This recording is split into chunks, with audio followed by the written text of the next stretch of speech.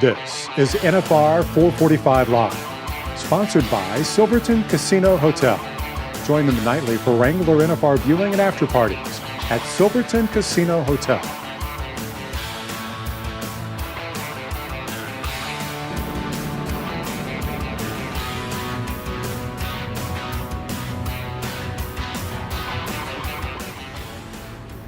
Hello, howdy, and welcome to the Thomas Mack Center for Day 3 of the Wrangler National Finals Rodeo. I'm Amber Dixon, and if you tuned in last night to our NFR 445 Live, you met Tegan Smith, a first-time contestant in the NFR, competing You've been in watching saddle bronc riding, but today's guest, come on in here, Clay Tryan. You are on the opposite end of the spectrum as far as experience. Team roper, you are a header, and this is your 19th National Finals Rodeo.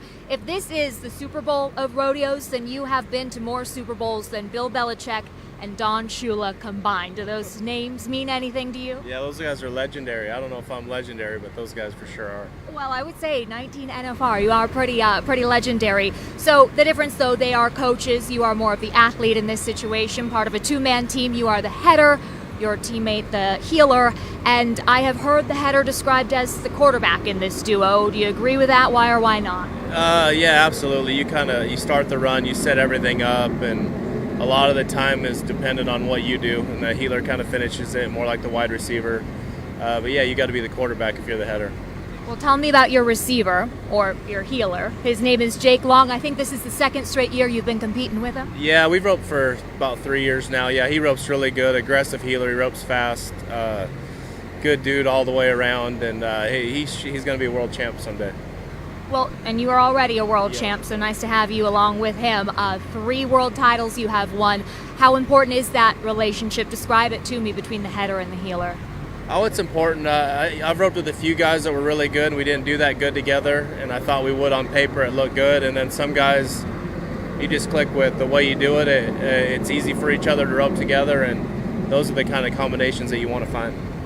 Now tell me about your family. You have a long history, or a large history of your family being involved in team roping. Your father was the first team roper from the state of Montana to qualify for the NFR, but it was your mom, a barrel racer, who was able to get into the NFR alongside you and a brother?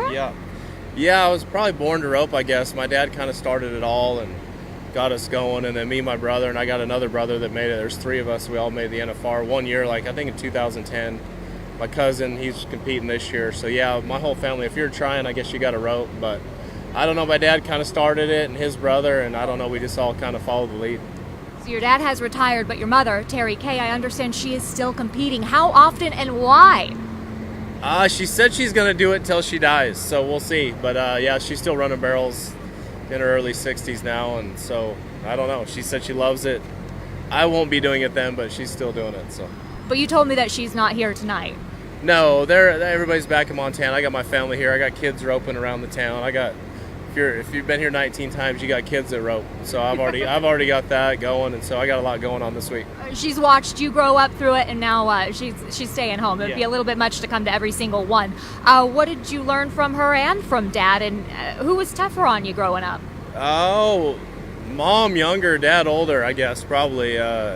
They were both pretty tough on me and my brother. You know, growing up, and I think they just wanted us to be good, but I don't know. I was glad they were. It's the reason we all made it.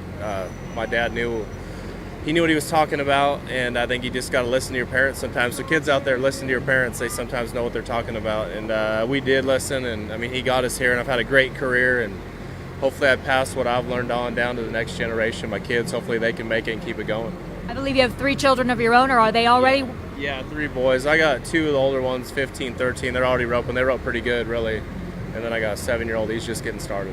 One more question about your mom, Terry Kay, the fabulous Terry Kay. When she was competing here as a barrel racer and you were doing team roping in the NFR, how active was she? Was she talking to you, keeping track of how you were doing, or focused on her own work? I think she was focused. It's been a while ago now, but it's kind of hard. Once you're competing here, you kind of got to do your own thing. And it's hard to watch. You can usually watch it on TV later or something, and now with phones you can get anything instant. But yeah, we would see each other in passing, but it's kind of hard when one person's roping. She was probably getting ready to warm up, and you just kind of cross paths. But it's a pretty fast event. Stuff happens over here. 19 NFRs for you. She's still competing. What is the secret to your longevity? Maybe craziness, I guess. I don't know. Too stupid to quit. I always said if I was any worse, I would quit. I'm just good enough, and so I keep going. And I took some advice from some older team ropers in front of me. They're like, as long as you're good enough, you don't quit. You'll regret it. So I've just kind of taken that advice, and we'll see how much longer I go. This is 19. I'd like to make it 20, and then we'll see after that.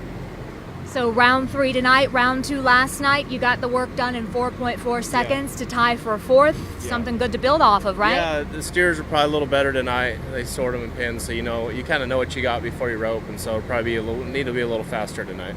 Explain that aspect to me about the steers. Well, you know what they got. You rope them through, and they kind of stay the same. They're usually true to what they are, and we kind of know what they are. So, and tonight it should get a little bit even faster, would be my guess. But you never know. You got to rope. That's why you rope it out. You never know. Okay, so round 3 tonight, and then you still have 7 more nights? That's a lot to go through. It's a grueling rodeo, Yeah, huh? that's what makes it awesome, though. I think the 10 rounds are, it's what makes this rodeo what it is. If it was 4 rounds, 6 rounds, I don't think it would be what it is. The 10 rounds, the longevity of it, the gruelingness of it, especially for the guys in the riding events, that's what makes it the best. I think it's the best sporting event in the world, so that's what I think is awesome about it. Clay Tryan, ranked 7th in the world, out for your 4th world title. Thank you so much for your time. Good luck tonight. We'll be watching.